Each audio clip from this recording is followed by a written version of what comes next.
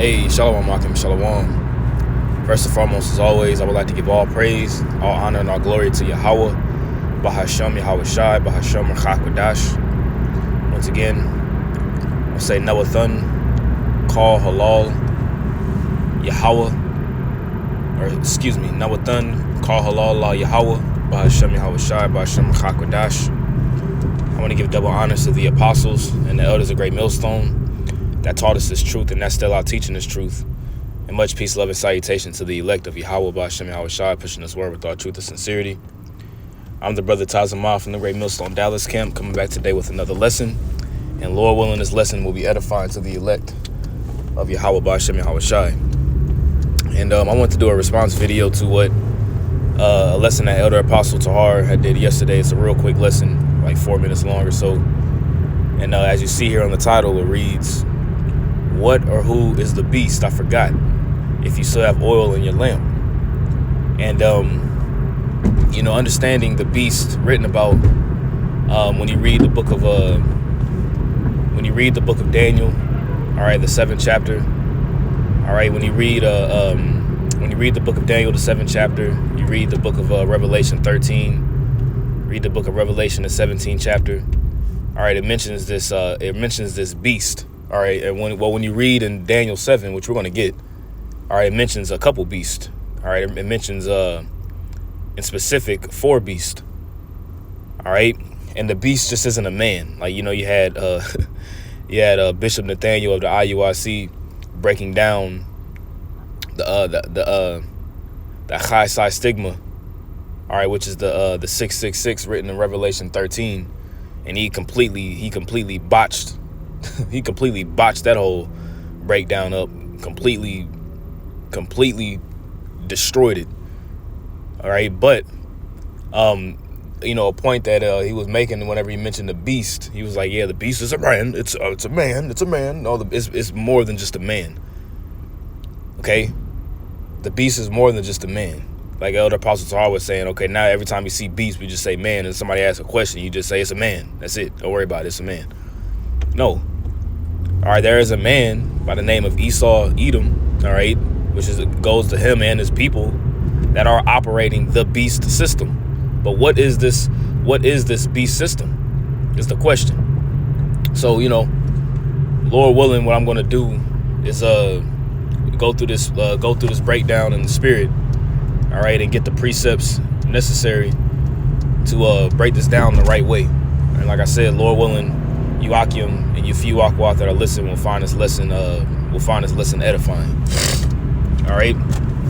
So when you read about the beast, let's actually go first to Daniel. Let's go to Daniel the 7th chapter real quick here. All right, let's go to Daniel the 7th chapter,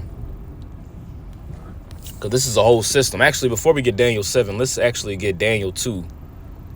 All right, because this is a vision that Daniel had seen, and when you read Daniel the 2nd chapter, and when you read Daniel chapter 7, it goes into major kingdoms, that will rule, and that the Israelites, that we will be scattered in.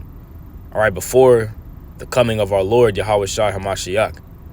All right, and just for the sake of time, all right, I'm going to get down. I'm going to jump down straight to the point. All right, so this is Daniel chapter 2. Verse 40. All right, it says, "And the 4th kingdom shall be strong as iron." All right, now this 4th kingdom that's going to be strong as iron is speaking about the Roman Empire. All right, when you go up at the top, and like I said, for the sake of time, I'm not going to go through the whole chapter, but when you go up at the top, it talks about a head of gold, which the head of gold represents the Assyrian Babylonian captivity or empire, going into the Neo-Babylonian, transitioning into the Neo-Babylonian Empire. All right, the breastplate of silver represents the Medo-Persian Empire. All right, the loins of brass represents the Grecian Empire, and the legs of iron represents the Roman Empire. Okay, and as you go down, each metal becomes less precious. All right, it starts at gold, and then it goes down, and then it ends with iron mixed with miry clay. But as you go down, the metal gets less precious, but the metal actually gets stronger. Iron is a lot stronger than gold. You know, iron is a lot stronger than brass. Brass is stronger than silver, and silver is stronger than gold. Okay, so it says, and the fourth kingdom shall be as strong as iron, which we broke that down as the Roman Empire. All right, and when you go into these different Bible commentaries and you know, Bible scholars, they understand and know that this fourth beast is talking about the ancient Roman Empire. Okay, it says, for as much as iron breaketh in pieces and subdueth all things, because when the Roman Empire was on the scene, all nations, pretty much the whole world, the whole known world at that time, was quiet. Just as whenever like Alexander the Greek already began to reign, it says that the whole earth was quiet before him. When the Romans came on the scene, there was nobody that stood up to the Romans, because these were the people, or the nation, I rather say, that the Lord has set up, all right, in order to rule for prophecy's sake, as the scripture says. And let's get Psalm 78. I always get the scripture mixed up. It's either Psalm 78 or Psalm 76, but I always get this one mixed up. Let me see here.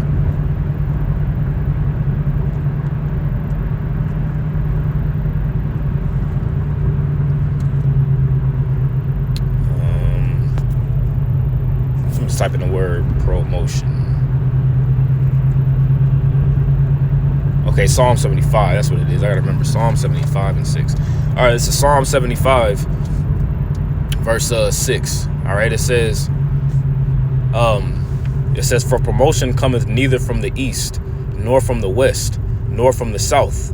And what is a promotion? A promotion is pretty much whenever you get leveled up. All right, if you go to your job and they say, hey, you know, such and such, we're going to give you we're going to give you a promotion today. You're going to go from one level to another. So promotion of these different nations goes into these different nations rising up into power, all right, being pretty much the chief seat, right? It says, for promotion cometh neither from the east, nor from the west, nor from the south. But God, or the Most High, is the judge, all right? Yahweh Ba'ashem Yahushai, he is the judge. He's the one that rules over all these different nations, right? He putteth down one and setteth up another. See that? So when a nation gets subdued, for example, when the Babylonians got subdued, all right, by the Medo-Persian Empire, and then the Medo-Persians became into power. Then down the line, the Persians was ruling under Cyrus and Darius. All right, that was all the Lord's doing, like the writing on the wall, Mene Tekel Upharsin. You see, that was all the doing of Yahweh Ba'ashem Yahushai, and it doesn't change today. That's why the Lord's name is called. He's also known as Yahweh of Hosts. You see, I want to say it's Yahweh Tazabah, which means Lord of Armies. You see, when these different armies and these different skirmishes that you see and military movement, things of that nature, that's all orchestrated by Yahweh Ba'ashem Yahushai. It says he putteth down one and setteth up another. Okay, so going back to the point of the beast, we're segueing into it. All right, the nation that was put down, okay. The nation that was put down was the Greeks, which were Edomite, which was operated by the Edomites, not the ancient Greeks, but the Greek Empire, I rather say, was ran and operated by the Edomites. All right, beginning with Alexander the Greek, as you can read in First Maccabees, the first chapter. Right, it says, and whereas thou saw the feet and toes, all right, part of potter's clay and part of iron. Okay, part of potter's clay and part of iron, and clay is weak. Clay is weaker than iron. You could get a clay vase and stand on top of a platform and drop it on the ground, and it's gonna crack or shatter. You see, but it says part of potter's clay and part of iron, because this same beast system, all right, spearheaded by America. Okay, America is modern day Rome all over again, underneath NATO and the EU. Okay, because NATO, which is short for the North Atlantic Treaty Organization, is pretty much the military sector of these different nations, or the conglomerate of nations, I rather say. And then the EU, the European Union, goes into the, I ain't gonna say all the way into the financial sector, but it's a lot of finances that deal with it. But it's different European nations that are in league, as we're going to get a Revelation, the 17th chapter. Okay. It says, but there shall be in it All right, this last kingdom, this last part of the revival of this kingdom, right? But there shall be in it of the strength of the iron. You see? So being in it of the strength of the iron is that daily wound being healed. You see? Let's actually grab that real quick. Whose daily wound was healed. That's Revelation the 13th chapter. Okay.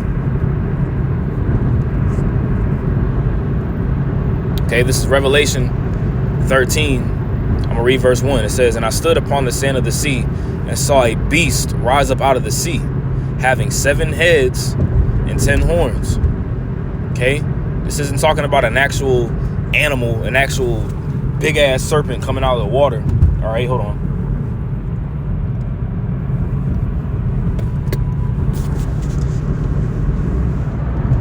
Excuse me, this isn't talking about an actual serpent, a big ass dragon coming out of the sea in the last days. You know, like God, you know, like in the movie Godzilla, that 7-headed or that 5-headed dragon that came out that Godzilla had to fight. No, now Leviathan gonna show up, but this right here is talking about an actual. It's talking about kingdoms. Okay, and I want to say Revelation the 17th chapter breaks that down. Which, like I said, I'm going off the top, so eventually I'll get it, right? So it says, "And I stood upon the sand of the sea and saw a beast rise up out of the sea, having 7 heads and 10 horns." Okay, the 7 heads represents the Greeks. You have the Greeks, you have the Romans. All right, you have Germania Major, you have Germania Minor, you have the Spanish, and you have the French. And you have the British. Okay, those are the 7 heads. All right, and the 10 horns represents the 10 common markets. All right, when you go back into the ancient Roman Empire, you had the I can't name all of them off the top of my head. I have them written down in my scriptures, but you had like the Saxons. All right, the Vandals, the Ostrogoths, Suevi,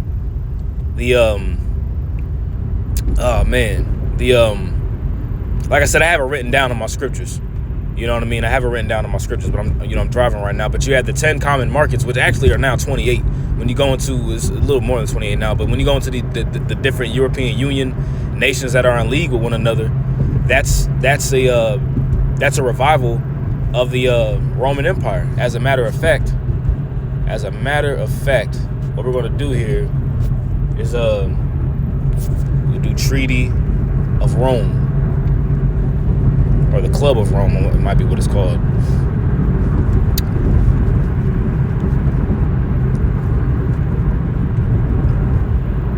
All right, so let's take a look at this. All right, this is from Wikipedia. All right, it says Treaty of Rome. Now, what is the Treaty of Rome? It says the Treaty of Rome, or EEC Treaty, officially the treaty establishing the European Economic Community, the EEC, brought about the creation of the European Economic Community, the best known of the European communities. You see that? The treaty was signed on March 25th, 1957 by Belgium, France, Italy, Luxembourg, the Netherlands, and West Germany, and it came into force on January 1st, 1958. But it was called the creation of the EEC, the European Economic Community, or the EU, the European Union, right, is originally called the Treaty of Rome. You see that? The Treaty of Rome. Originally, the treaty establishing the European Economic Community, and now continuing under the name Treaty on the Functioning of the European Union, it remains one of the 2 most important treaties in what is now the European Union. But it was originally called the Treaty of Rome. Okay, let's do Club of Rome.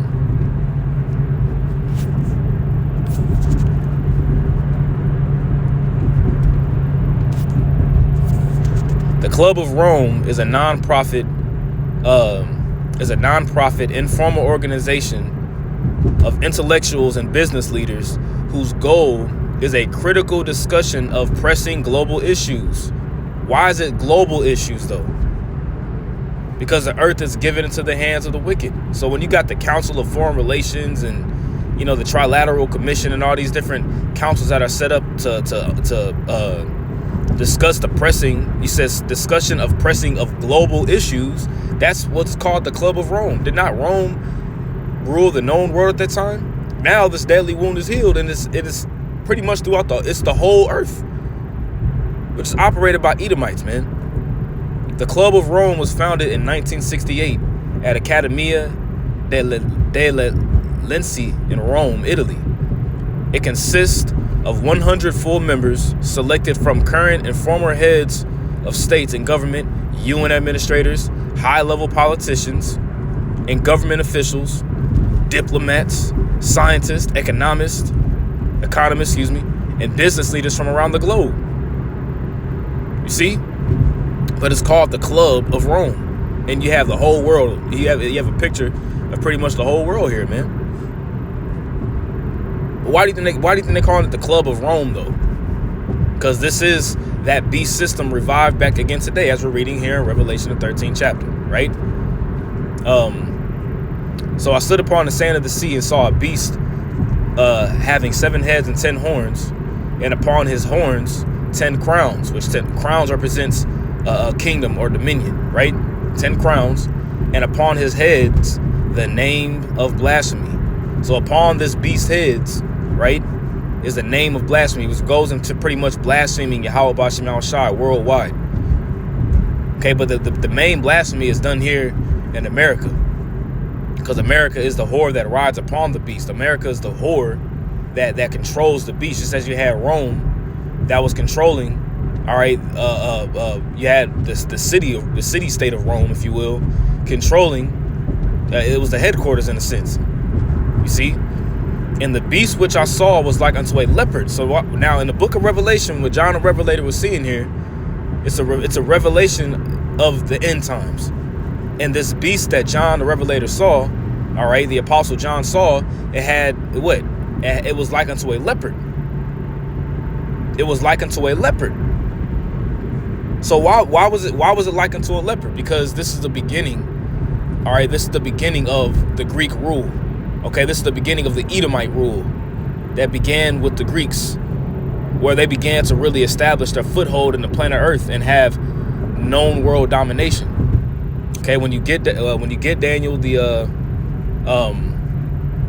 me finish this. Let me finish up Daniel 2:43 real quick. And whereas thou sawest iron mixed with miry clay, and they shall mingle themselves with the seed of men. See, they mix and mingle with their seed too. You see, all across the earth. That's why you have tares. They shall not cleave one to another, even as iron is not mixed with miry clay. Or excuse me, iron is not mixed with clay. And that's the reason why you have Brexit. That's the reason why you have turmoil between these different European Union and NATO nations.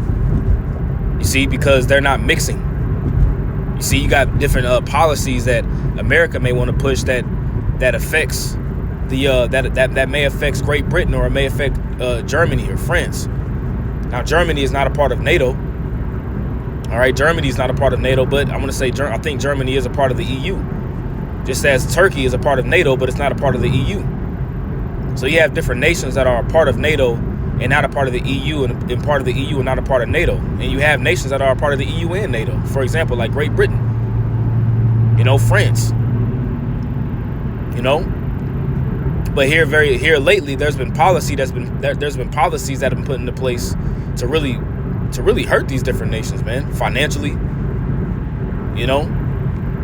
Not being able to trade with other nations, for example, like not being able to trade with Russia, and putting sanctions upon them. It hurts them, right? Now let's get Daniel 7 real quick here, because I want to prove a point. All right, this is Daniel 7:6. It says, and after this I beheld, and lo, another. And this is Daniel seeing the vision of the 4 beasts. It says, and this I beheld, and lo, another, like a leopard. Okay, this is Daniel seeing a vision of a beast. Now he's seeing a leopard. The first one that he's seen was likened unto a lion. that had wings upon it, and then so the second one, and then the second one was a bear that came that had 3 ribs in his mouth.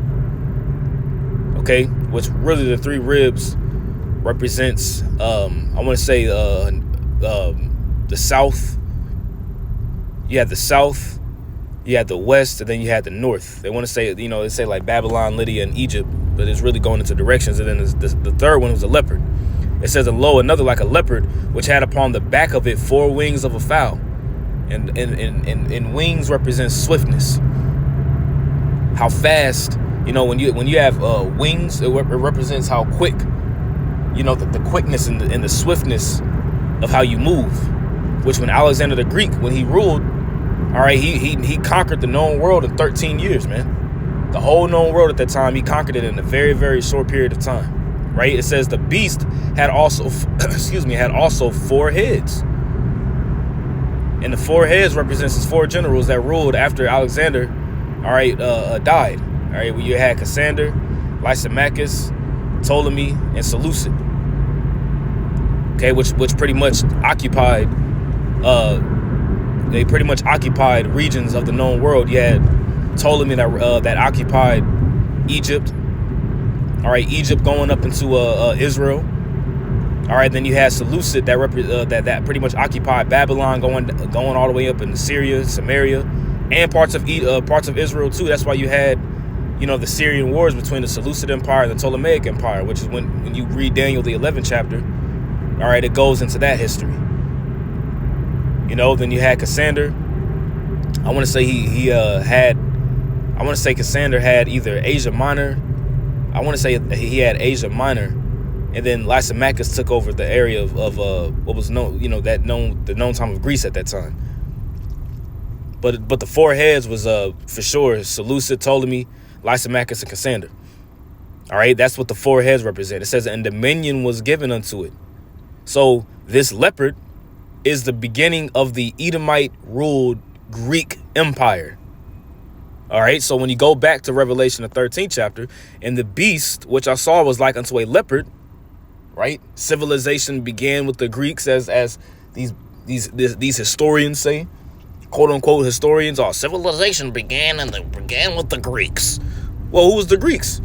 The Greeks was Edomites, man. The so-called self-proclaimed white man. All you gotta do is look at particular Greek busts. Look at a bust of Alexander. It's for sure a so-called white man. Look at the Tao Te Ching. Look at their bust, right? And his feet were as the feet of a bear, and the feet of the bear represent Russia, because the fall of this beast system is going to be by way of Russia and its allies. Elder Apostle Ramlab just went into a lesson on this yesterday. How he got these different nations when you read Ezekiel 38. All right, when you read Ezekiel the 38th chapter, how the hooks are going to be turned back into his jaws, and Russia's allies are going to pretty much assist with helping of the destruction of Babylon, and it's going to all be through the Spirit.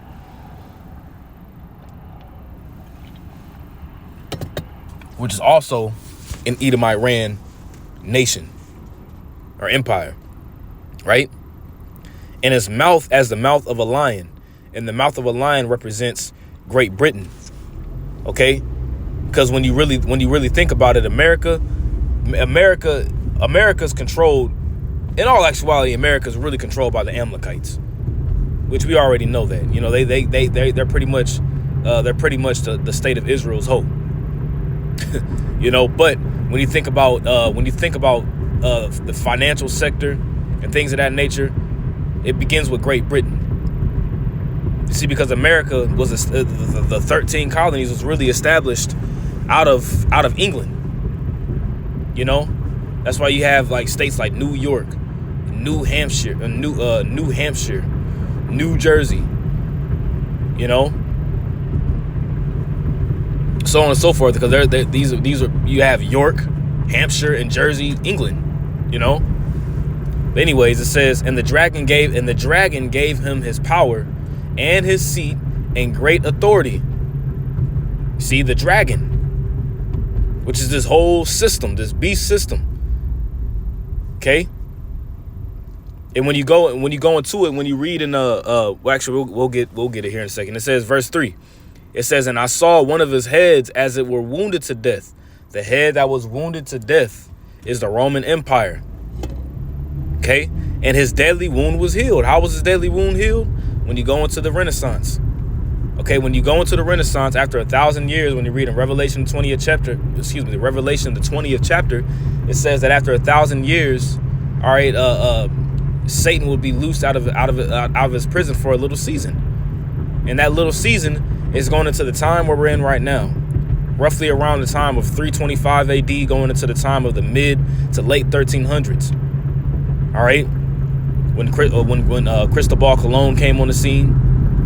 All right, not when, but, you know, a big piece of that history is Christopher Columbus coming on the scene and occupying, you know, Central and South America.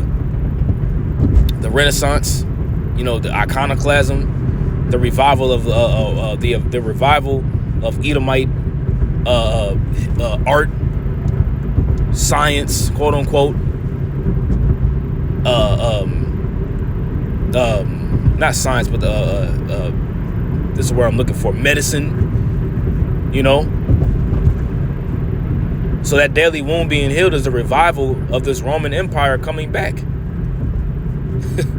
You know, it's a revival of the Roman Empire all coming back all over again. And this NATO, and this is with NATO and the NATO and the EU, and we just read about the EEC. European Economic Community and the Club of Rome. 1 second, Baba Kasha.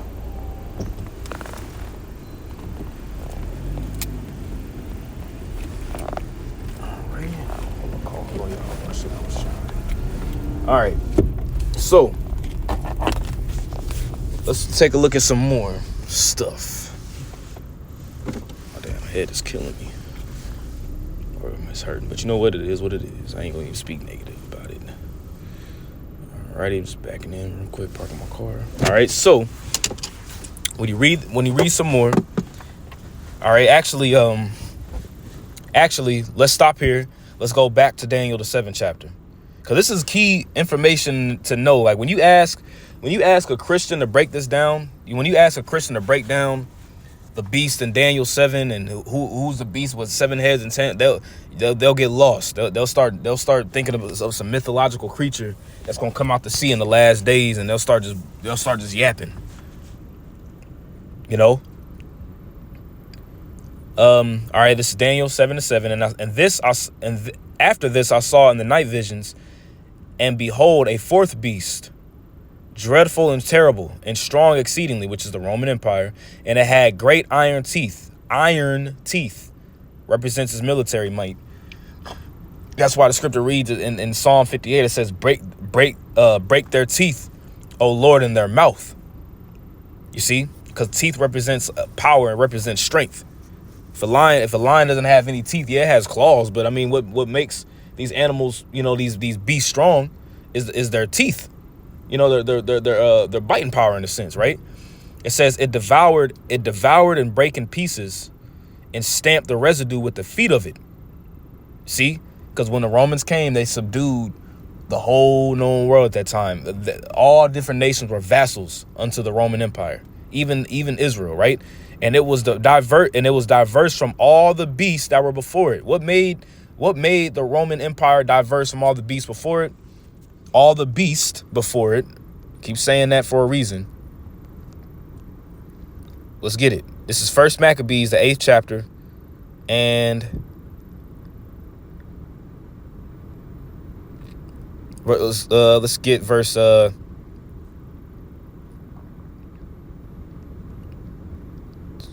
man, this is actually a good chapter to read.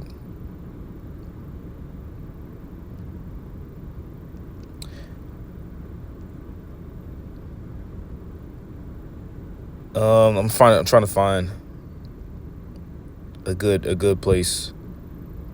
Let's just start at verse 9 and read down. I'll read down kind of quickly. It says, moreover, how the Grecians had determined to come and destroy them, and that they, having knowledge thereof, sent against them a certain captain, and fighting with them, slew many of them, and carried away captives their wives and their children, and spoiled them, and took possession of their land. This is going into pretty much the Greeks underneath Antiochus, which came out of the Seleucid line, pretty much, you know, destroying Jake and the land of Israel.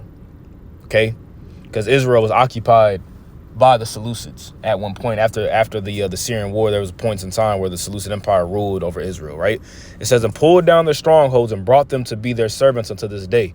It was told him besides how they destroyed and brought under their dominion all other kingdoms and isles that at any time resisted them.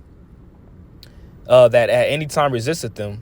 This is going into the Romans here. But with their friends and such as relied upon them, they kept enmity, which is like peace. You see, if you made a league with Rome, all right, to pretty much be vassals underneath them, you have to pay tribute unto them. You would be, if you like how NATO is. If any nation in NATO gets attacked, all nations agree, which is Article 15.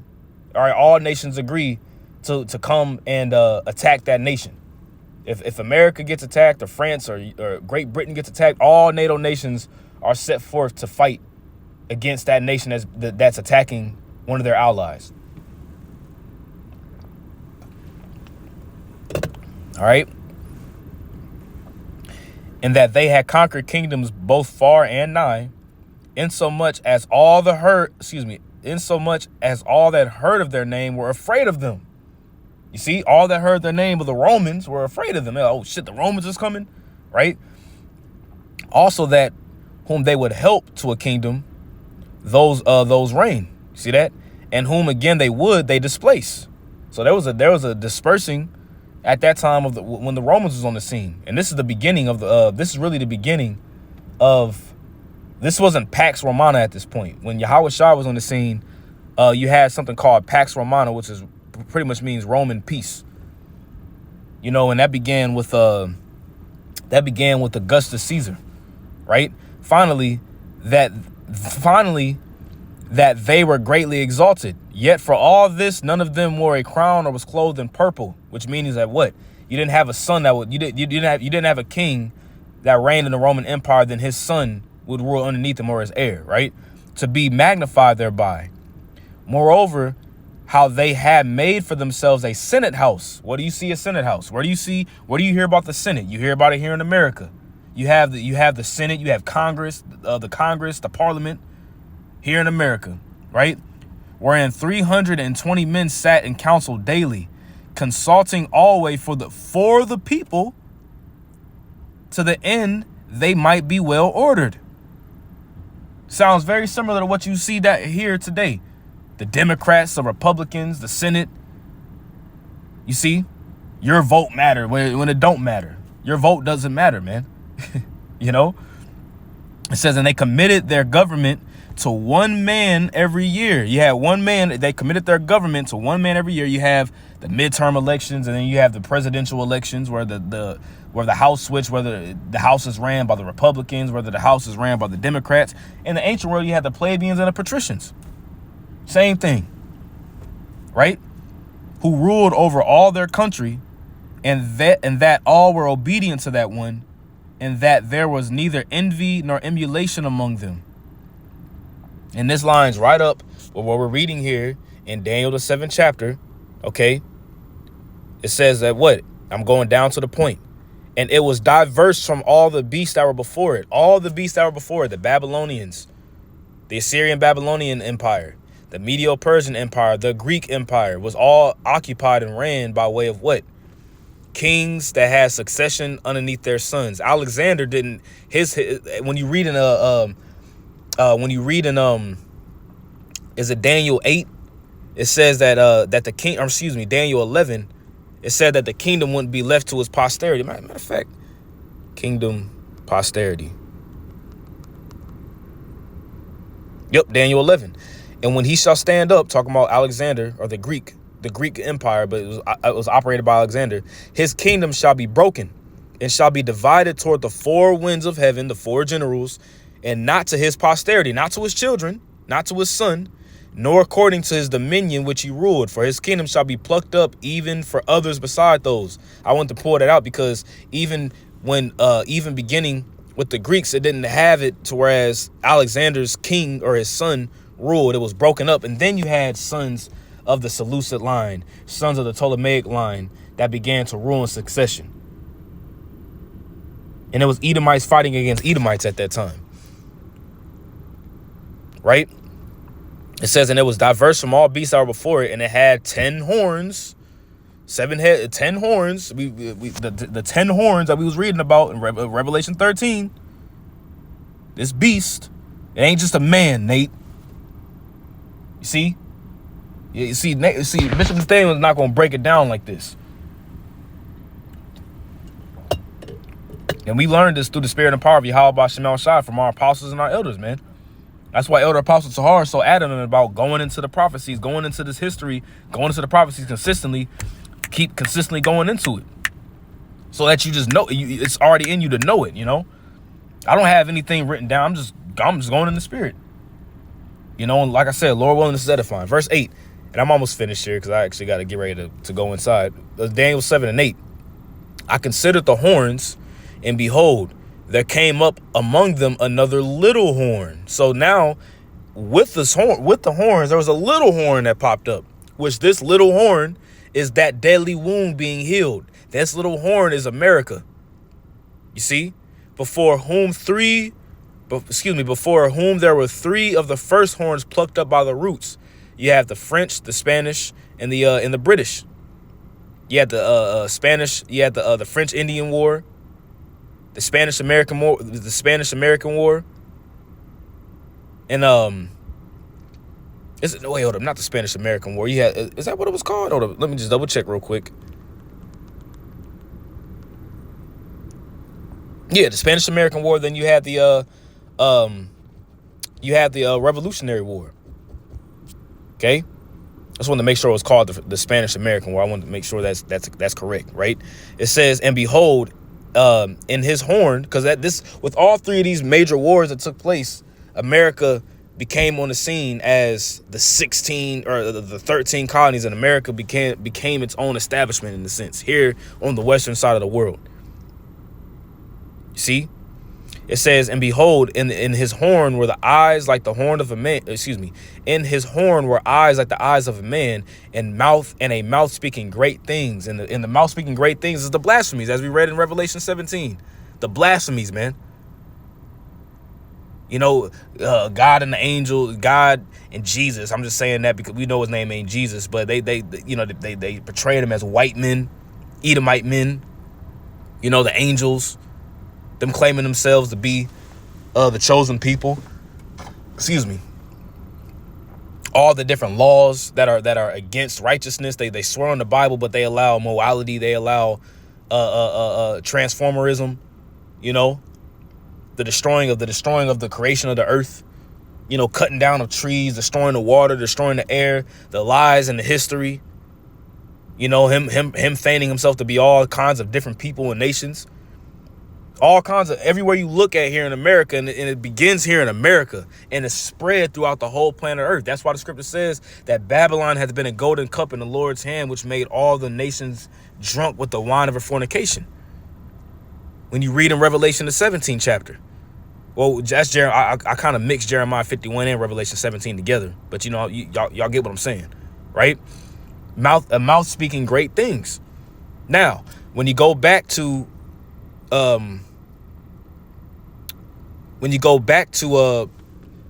Revelation the 13th chapter, let's get something here real quick. Revelation 13. All right, let's go down and read a little bit more. And they worshiped the dragon,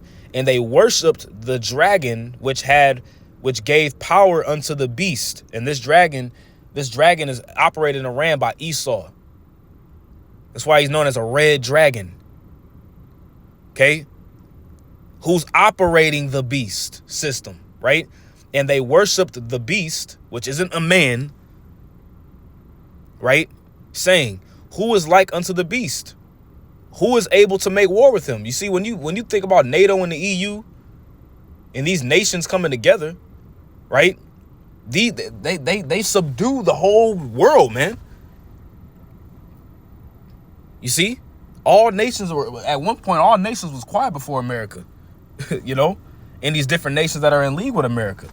But now the weak are saying what? To let the weak say, "I am strong," right? And there was given unto him a mouth speaking great things and blasphemies. We just broke that down in Daniel 7.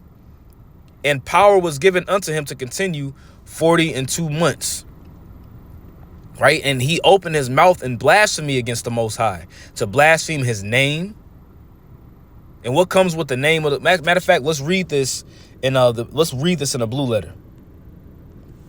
To blaspheme his name, which is really his reputation, you know, because now they just say God, you know. But when you think of Yahweh, Bahasham Yahweh Shai, it's power that comes with that. That's why they're so fearful of us rising up in these last days. As you read in Revelation, the 11th chapter, great fear fell upon them that stood upon their feet. Great fear fell upon them which saw us stand upon our feet in the last days. Ezekiel 37, the valley of dry bones. That's going into something else. But the word name here is Anama. All right. This is Revelation 13 and 6.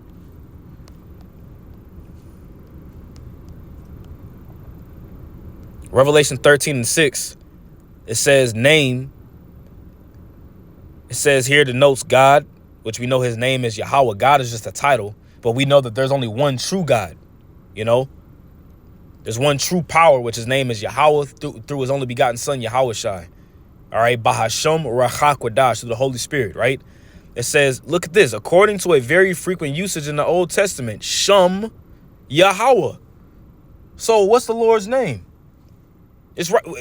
I pulled this up in the Greek, and it says, according to a very frequent usage in the Old Testament, Shum, name, Yahweh.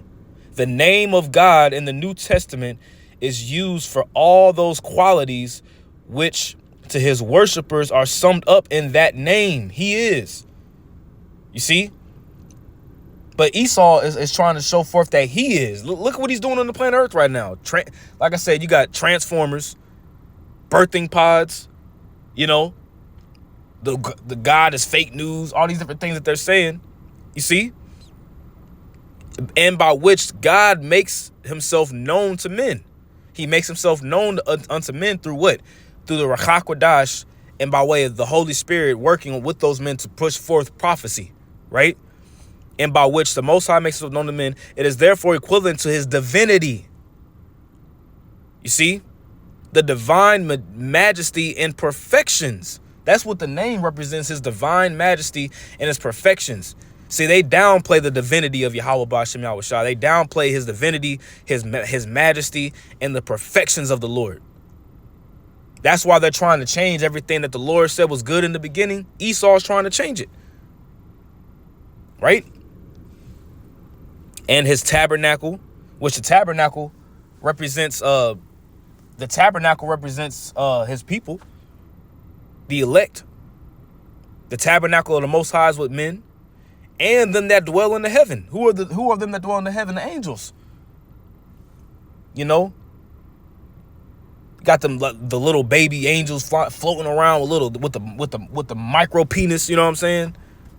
Like all this morality, because that's all what that just promotes is just a morality. And y'all know what I'm saying, but when I say morality, right?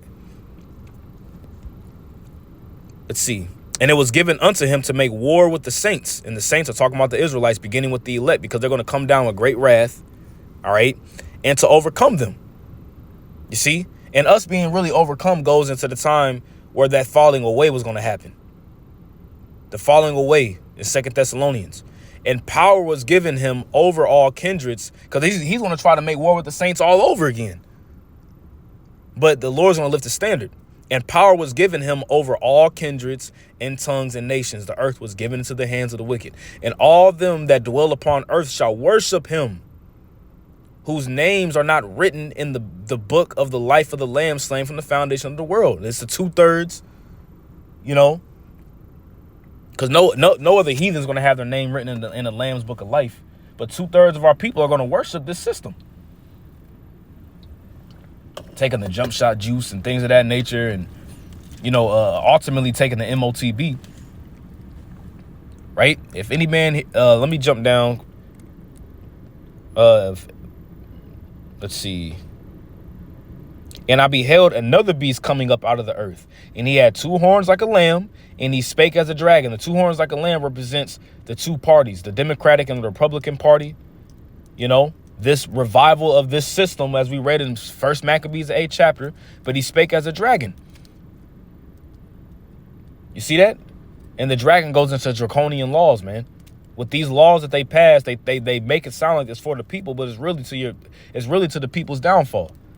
And he exerciseth all the power of the first beast before him. Who was the first beast before this daily wound was healed? Who was the beast before him? The Roman Empire, right? And causeth the earth and them which dwell therein to worship the first beast whose deadly wound was healed. This deadly wound being healed is talking about the revival of the Roman Empire. And it's all going to lead down. It's all road, like Elder Apostle Sahar did a lesson before. All roads lead to the MOTB. That's what this all goes down to. You had a marking or a branding that Roman soldiers would have, and it's to show allegiance to their commander, or their pretty much their general. The Greeks did it, the Egyptians did it, and we're going to see the same thing here. And it's going to be a digital branding. Now, I'm going to end it off here in Revelation, the 17th chapter. This lesson went a little longer than I expected, but it is what it is. All right. Revelation 17:3. So he carried me away into the spirits of the wilderness, and I saw a woman sit upon a scarlet colored beast. Scarlet is a derivative of red, full of names of blasphemy, having 7 heads and 10 horns. You got to ask yourself, what is the 7 heads and 10 horns? Why does it keep saying 7 heads and 10 horns? It's all the same beast. And this woman is America that sits upon the beast, that controls the beast. And the woman was arrayed in purple and scarlet color. And the woman was arrayed in purple, which represents royalty, and scarlet color. And scarlet also represents sin. You see, it represents sin.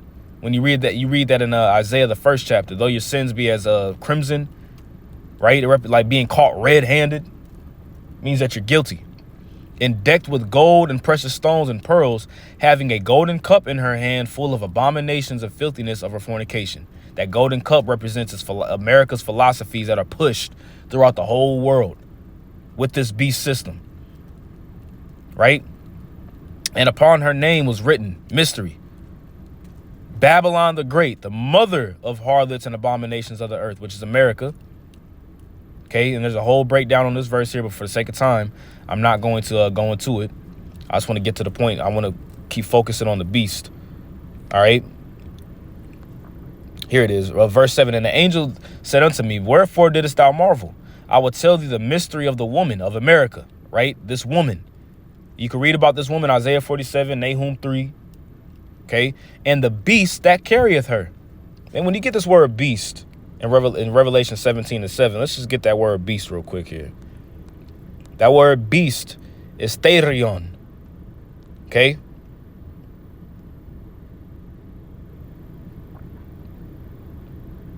It says an animal, a wild animal, wild beast, or a beast. And people are known as beasts, but this beast is a system. Now check this out. This is when the blue letter goes off. Under the figurative of a beast is depicted anti-Messiah, both his person and his kingdom and power. So there's not just one anti-Messiah. The scripture says that there's many anti-Messiah, but the system is operated in its anti-righteousness. That's why it says, and his kingdom and power. We understand and know that Esau controls and operates this system, but he isn't the beast. He controls this beast system. Okay. Verse 8, the beast that thou sawest was, right? The beast that thou sawest was and is not Rome, and shall ascend out of the bottomless pit, which is the bottomless pit is Europe, and go into perdition. Okay, going into perdition means destruction. Excuse me, let me read this again. I think I messed up. The beast that thou sawest was, right, and is not.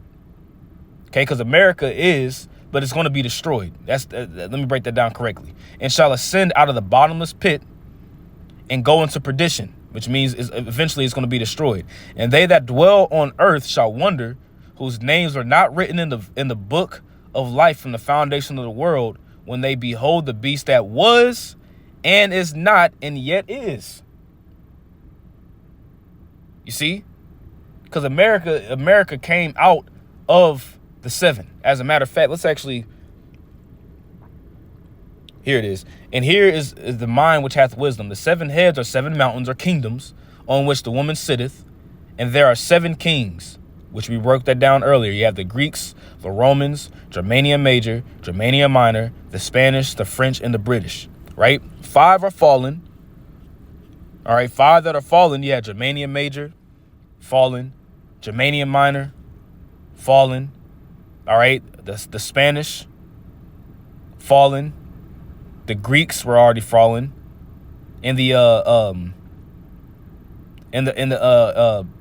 excuse me, you have Germania Major, fallen, Germania Minor, fallen. You have the Spanish, fallen, the French, fallen, and the Greeks, fallen, right? And one is, right, the Romans, right? And the other is not yet come, the British. And when he cometh, he shall, and when he cometh, he must continue a short space. And the beast that was and is not, the beast that was and is not, which is America, which is going to come out of the Roman, it's a revival of the Roman Empire, right? Even he is the eighth, the little horn, and is out of the 7, which the 7 is what? He came out of the British. And goeth into perdition, which is destruction. You see that? That's the mind that has wisdom. America is nothing more than an extension of this Roman Empire all over again. All over again. There's nothing new under the sun. And the 10 horns which thou sawest are 10 kings, rulerships, which have received no kingdom as yet. You see, because they have their own land, and they have their own quote unquote policies, but their policy is really operated and backed really by what America says. They're in league by what America says, right? But receive power as kings 1 hour with the beast. Okay, 1 hour with the beast. And I want to say that 1 hour is 42.6 years. I have that written down too.